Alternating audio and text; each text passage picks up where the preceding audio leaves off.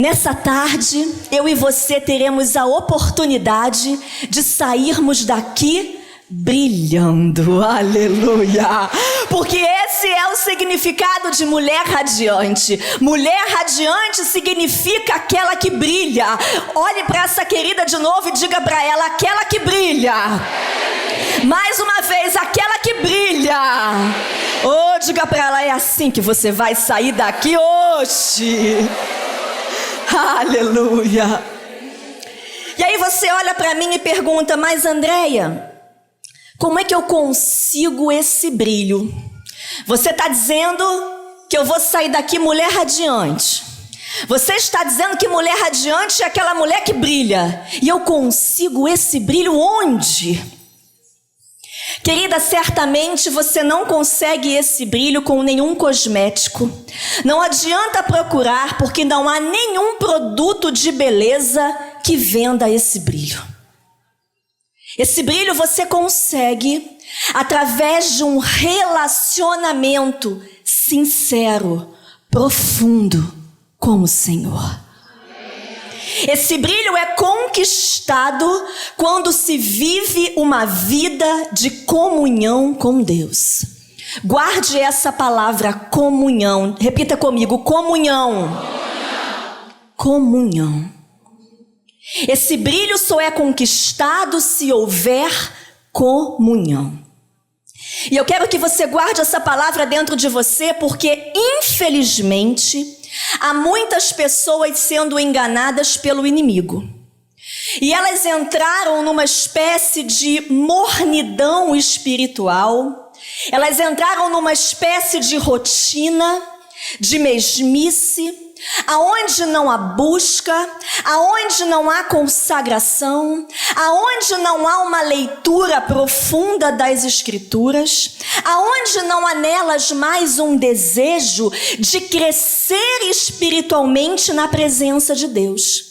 E vir à igreja se tornou mais uma atividade da vida dela, se tornou um hábito.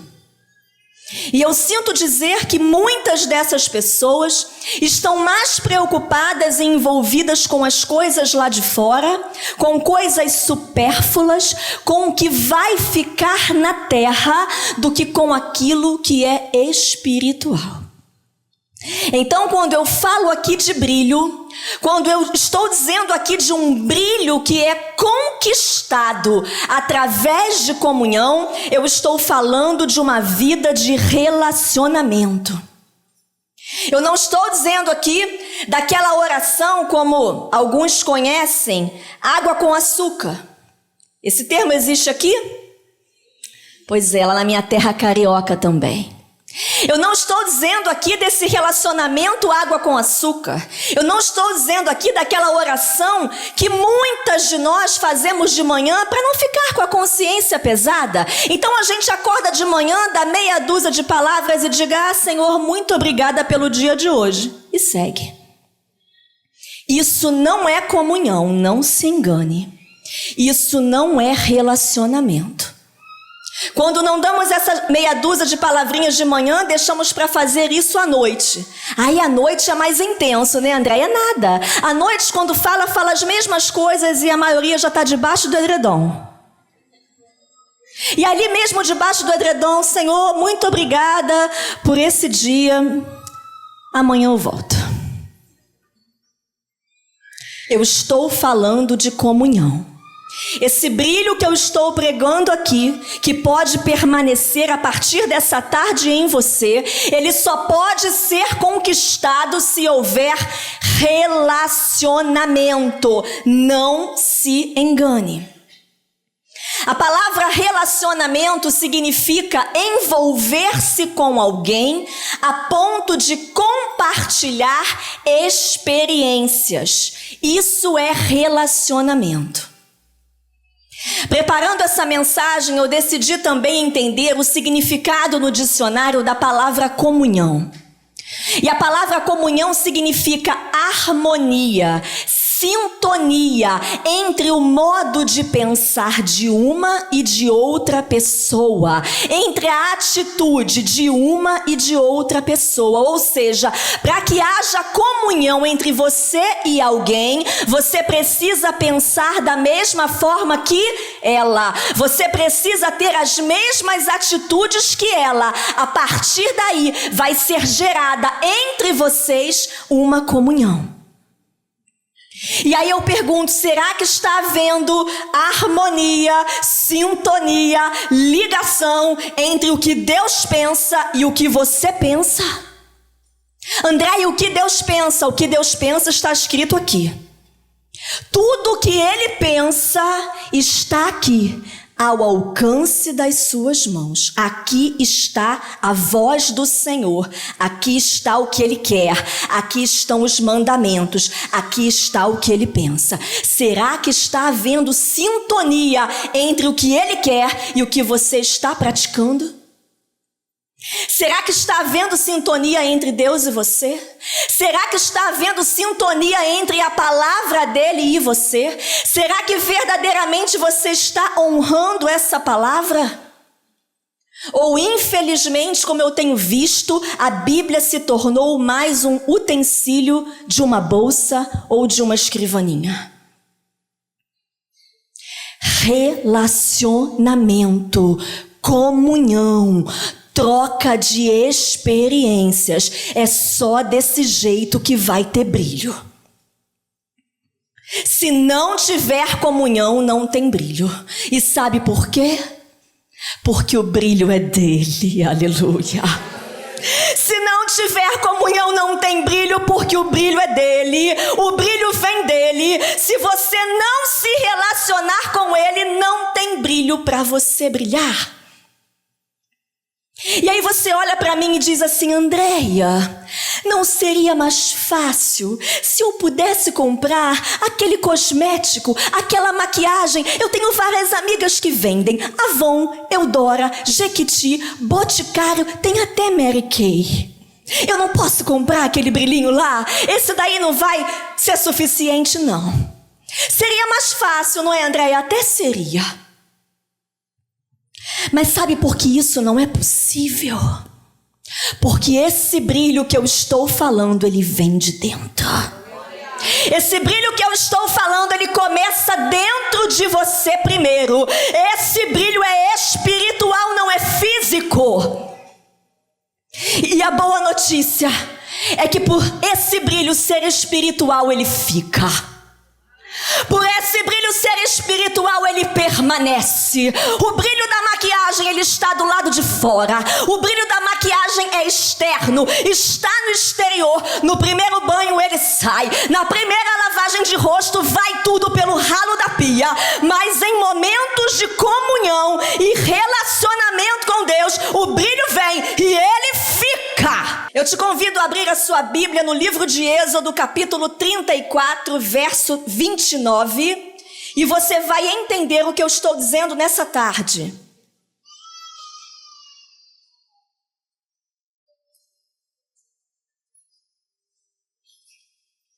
Relacionamento gera brilho. Comunhão com Deus gera brilho. O brilho vem dele. Aleluia. Livro de Êxodo, capítulo 34, versículo 29. E a Bíblia diz: E aconteceu que, descendo Moisés do monte Sinai, trazia as 2 tábuas do testemunho em suas mãos. Sim, quando desceu do monte, Moisés não sabia que a pele do seu rosto resplandecia depois que falara com ele. Aleluia. Entenda bem o final desse versículo. A palavra de Deus está dizendo para mim e para você que Moisés se aproximou do Senhor, e a Bíblia diz que a pele do rosto de Moisés resplandecia, brilhava depois que Moisés se encontrou com Deus. A aproximação gera brilho. Relacionamento gera brilho. Comunhão de verdade gera brilho em você. Brilho que vem de dentro, brilho que é espiritual, brilho que permanece. Queridas, houve um desejo no coração de Deus ao criar o homem de ter comunhão com o homem. O Senhor desejou isso, foi algo que Ele quis. Quando Ele criou o homem, Ele desejou, Ele quis ter relacionamento com o homem. A Bíblia diz que todos os dias, perceba, todos os dias, Deus vinha conversar com Adão. Você está em Êxodo, volte, vá para Gênesis capítulo 3, versículo 8. Livro do Gênesis, capítulo 3, verso 8. E essa palavra diz: e ouviram a voz do Senhor Deus, que passeava no jardim pela viração do dia. Viração do dia significa entardecer. A Bíblia então está nos dizendo que o Senhor, em todo o entardecer, todos os dias descia para se relacionar com Adão e Eva. Todos os dias o Senhor descia, todos os dias a presença dele estava ali. É desejo de Deus se relacionar com você. Só que o inimigo, o seu inimigo, o meu inimigo, tem tentado com todas as forças que há nele, e ele tem conseguido êxito, sucesso na sua empreitada, fazer com que eu e você não nos relacionemos com Deus. E sabe qual é a estratégia dele?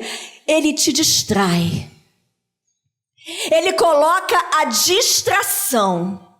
Ele enche você de coisas, ele te entulha de tantos afazeres e distrações a ponto de não sobrar nem um minutinho para Deus. E o seu dia já começa cheio, você já passa o dia anterior pensando no que você tem que fazer no dia seguinte, e para Deus nada.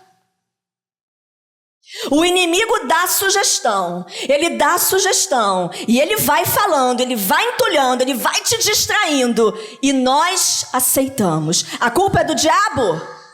Sim ou não? Sim ou não? A culpa é nossa.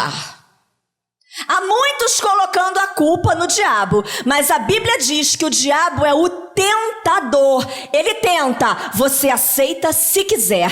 Há o livre-arbítrio em você. Nós não somos marionetes, nós não somos fantoches. Há o livre-arbítrio em nós e nós daremos conta disso. Não se engane.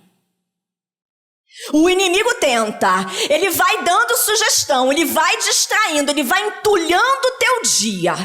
E como eu falei, ele já está cheio de coisas e você vai e coloca mais um pouquinho. E quando tem ali alguma brecha, quando tem ali alguma oportunidade de estar com um dia, um momento mais livre, corre e pega a Bíblia, não é isso?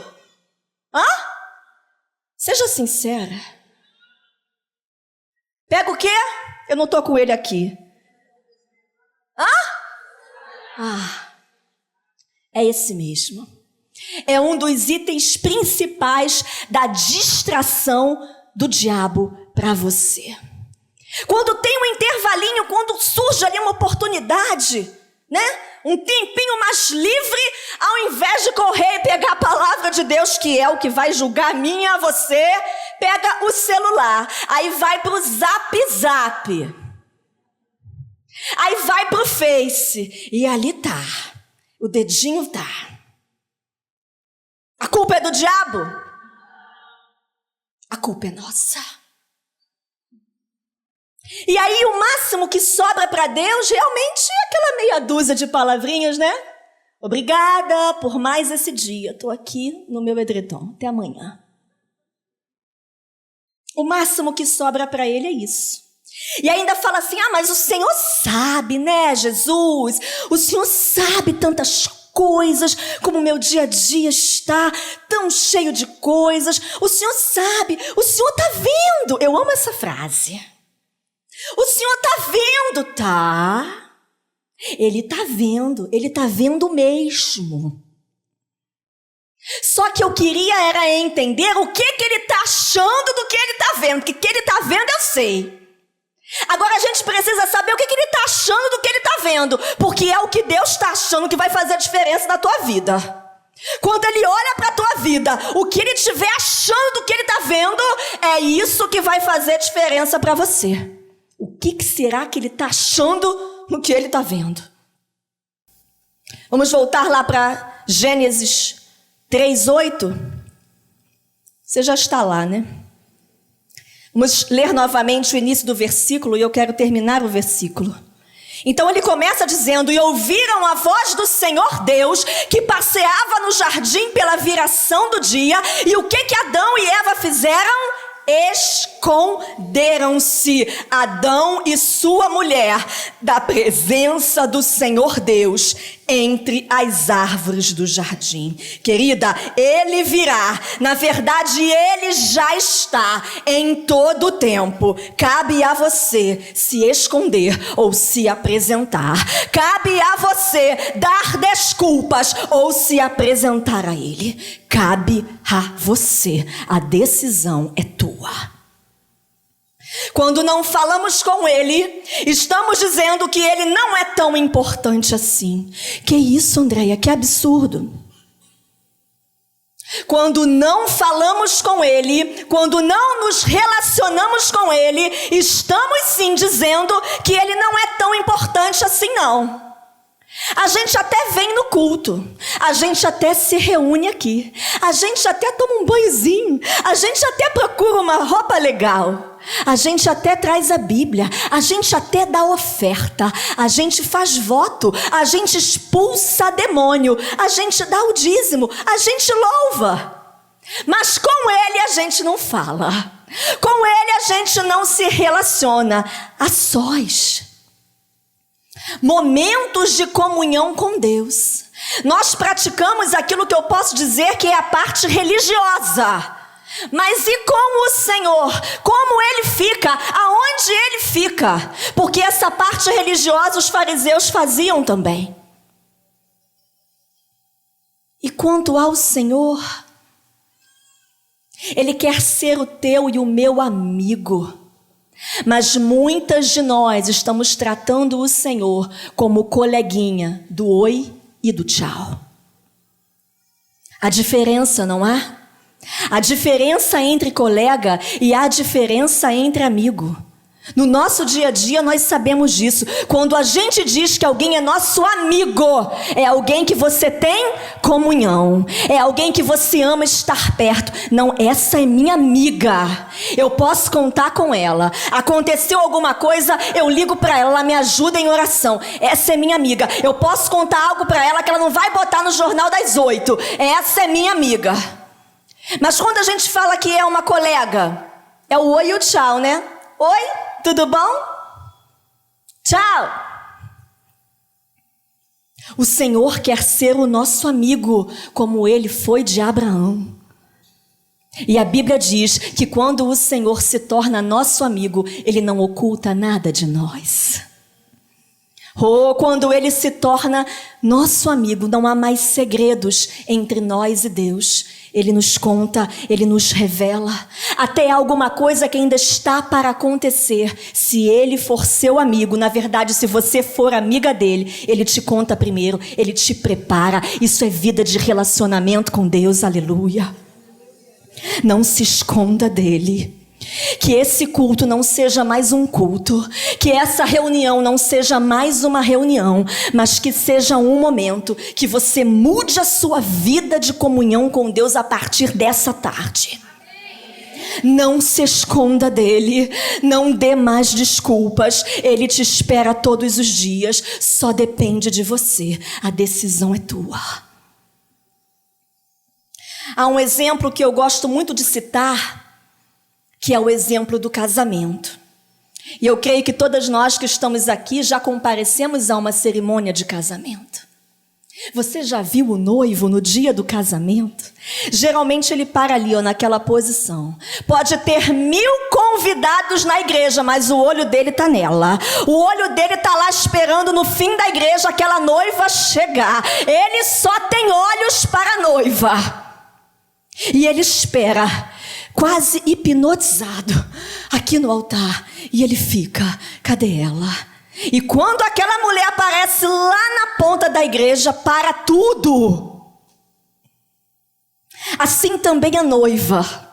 Ela se prepara o dia todo. Hoje em dia tem spa, né? Eu não sou da época do spa não, que já tem 20 anos que eu casei. Mas hoje em dia tá uma mitideza, né? E a noiva fica no spa, a pedicure faz o pé, a manicure faz a mão, a outra faz a sobrancelha, mas é uma coisa assim. Mas pode, se você tem essa oportunidade, isso não é pecado não, vai lá. Você que ainda está para... Quem vai casar aí? Tem alguém que está para casar? Já de casamento marcado, levanta a mão. Tem uma ali, algumas ali. Isso, pode ficar lá admitida. Essa mitideza santa pode, entendeu? Fica lá, preparando para o teu noivo. Não é isso? Você por um acaso já viu alguma noiva entrar na igreja descabelada? Se você viu no final dessa reunião, você me procura, que a gente tem que mandar alguma reportagem lá, conversar com essa mulher para saber o que aconteceu. Você já viu isso? Ela chega toda descabelada, a maquiagem toda borrada, só bota só um batonzinho de brilho, até parece. O vestido todo sujo, amarelado, rasgado, entra de qualquer jeito, toda mulambenta. Você já viu isso? Nem nunca vai ver. Ela se prepara porque ela quer oferecer o melhor para o noivo dela, porque ele merece, porque ele é digno, porque ela ama o noivo. E quanto a Deus, o que você está oferecendo a ele? E quanto ao Senhor, porque Ele não tem sido digno da sua oração diária. Não é oração água com açúcar, é oração de comunhão, é oração de transformação. É você no teu quarto ou em qualquer outro lugar, é você e Ele, pelo menos 30 minutos, pelo menos. E quanto ao Senhor, porque você não tem desejado passar momentos na presença dEle, porque não há prazer e alegria em você, em separar um momento para ler a Escritura, para meditar nessa palavra essa que tem toda a direção que você precisa. A palavra de Deus diz: achegai-vos a Deus, e Ele se achegará a você. Querida, Ele está em todo o tempo, porque o véu já foi rasgado. Nós somos privilegiadas e nós vamos responder por isso. Porque o Evangelho não é mágica. Nós não temos uma varinha de condão na mão, aonde a gente determina com essa varinha que as coisas boas aconteçam e as coisas boas desapareçam quando precisamos a nosso bel prazer. Não, não é assim que funciona. O mundo que nós vivemos é espiritual, não é mágico. E é por isso que a Bíblia diz, você pode anotar se tiver possibilidade, mas lá em Efésios 6,12 diz que nós não temos que lutar contra a carne e o sangue, mas sim contra os principados, contra as potestades, contra os príncipes das trevas deste século, contra as hostes espirituais da maldade nos lugares celestiais. O mundo que nós vivemos é espiritual, por isso que a nossa batalha é espiritual. A Bíblia diz lá em Gálatas 5,17, anote, não abra, porque a carne cobiça contra o espírito, e o espírito contra a carne, e estes opõem-se um ao outro, para que não façais o que quereis. Todos os dias o teu espírito vai brigar com a tua carne, todo dia. E é por isso que algumas de nós até hoje, porque a partir de hoje isso mudou, fazíamos a oração de meia dúzia de palavras debaixo do edredom, porque a carne gritava e ela prevalecia. Mas a partir de hoje isso será diferente, porque essa palavra diz que se nós andarmos em espírito, jamais satisfaremos o desejo da carne. O evangelho verdadeiro é renúncia. Estão pregando por aí um evangelho açucarado. Estão pregando por aí uma fé costumizada. Estão tentando adaptar essa Bíblia, mas a palavra de Deus, ela própria diz que seja anátema aquele que quiser tirar ou colocar um tio dessa palavra. Ela já foi escrita e ela precisa ser obedecida dessa forma. O evangelho é renúncia. O verdadeiro evangelho é renúncia, é matar a sua carne todos os dias, é matar os seus desejos humanos, as suas vontades, para que a vontade do Senhor prevaleça. Amém? Abra sua Bíblia em Marcos 8. É importante ler isso junto com você nessa tarde. Marcos 8, a partir do versículo 34. E Marcos 8, 34, então nos diz: então, convocando a multidão e juntamente os seus discípulos, disse-lhes, palavras de Jesus: se alguém quer vir após mim, faz o quê? A si mesmo se negue, tome a sua cruz e siga-me. Quem quiser, pois, salvar a sua vida, perdê-la-á. E quem perder a vida por causa de mim e do evangelho, salvá-la-á. O que aproveita o homem ganhar o mundo inteiro e perder a sua alma? Que daria um homem em troca da sua alma? Porque qualquer que nesta geração adúltera e pecadora se envergonhar de mim e das minhas palavras, também o Filho do Homem se envergonhará dele quando vier na glória de seu Pai com os santos anjos. Aleluia. Esse é o evangelho verdadeiro. Essas são palavras de Jesus. Se você quer vir após ele, negue a sua vontade. Negue a sua vontade. Mate os seus desejos humanos todos os dias, porque a carne é pecadora. Isso está lá gerado dentro ainda do pecado de Adão. A carne não se converte, não adianta. O que se converteu foi o seu espírito. Você se tornou uma nova criatura, mas a carne é a mesma. Ela vai gritar todos os dias e ela vai morrer todos os dias, porque você anda em espírito a partir de hoje.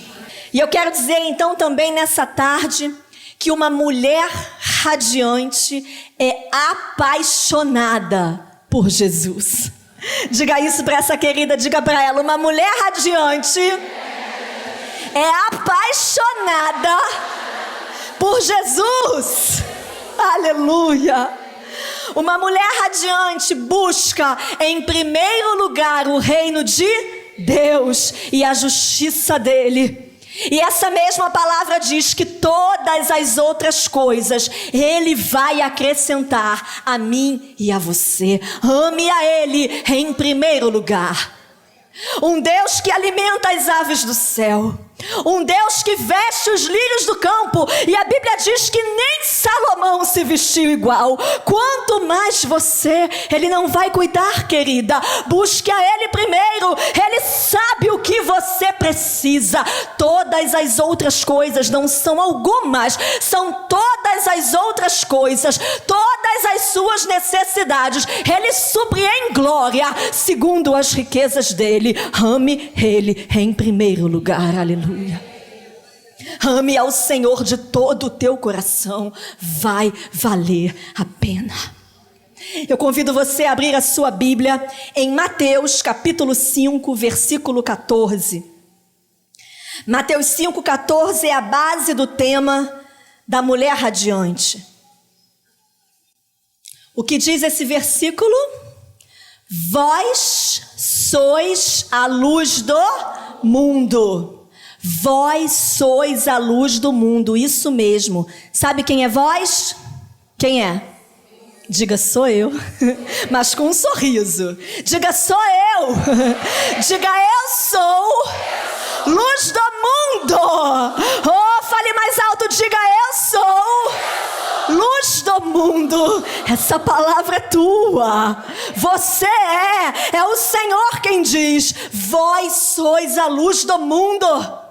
E aí você me pergunta, mas Andréia, como assim? Você diz que o meu brilho vem dele. Você diz que o brilho não é meu, é dele. Como que agora você está dizendo que eu sou a luz do mundo? Deixa marcado Mateus 5 e vá para João 1,4. Deixa marcado porque a gente vai voltar lá e eu já estou encerrando, porque hoje não vai dar para ficar até meia-noite, quem sabe um outro dia. João 1,4 diz... A vida estava nele, e a vida era a luz dos homens, aleluia. Ele é a luz dos homens, essa luz alcança você, e com essa luz você brilha. Você é a luz nele, você é a luz no Senhor. É por isso que ele afirma que você é luz do mundo. Essa é a tua responsabilidade, brilhe. Diga isso para essa querida, fale para ela, brilhe. Você é a luz do mundo. Aleluia, volte lá para Mateus. Mateus 5,14. A continuidade desse versículo diz: não se pode esconder a cidade edificada sobre um monte, nem se acende uma candeia para colocá-la debaixo do alqueire, mas no velador, e alumia a todos os que se encontram na casa. Assim, brilhe também a vossa luz diante dos homens, para que vejam as vossas boas obras e glorifiquem a vosso Pai que está nos céus, aleluia. A Bíblia está dizendo aqui que a luz não pode ser escondida. Não é possível se esconder a luz. A luz foi feita para brilhar. Assim também você não pode estar escondida. Essa responsabilidade é tua. Isso cabe a você. Brilhe em nome de Jesus. Você é luz do mundo. E aqui o verso 16 diz: assim brilhe também a vossa luz diante dos homens, ou seja, diante das pessoas, diante de quem passar por você. E por que você vai brilhar para eles? Porque eles verão as suas boas obras e vão glorificar a Deus por tua causa. Querido, as pessoas vão ver Jesus na tua vida através da tua atitude. Está muito claro aqui no versículo 16: para que vejam as vossas boas obras, as suas atitudes, o seu dia a dia. E assim, quando eles verem, eles vão glorificar ao Senhor. Isso será por testemunho. Uma mulher radiante decide ser parecida com Cristo. Uma mulher radiante decide ser uma imitadora do Senhor. Ela decide ter as características dele.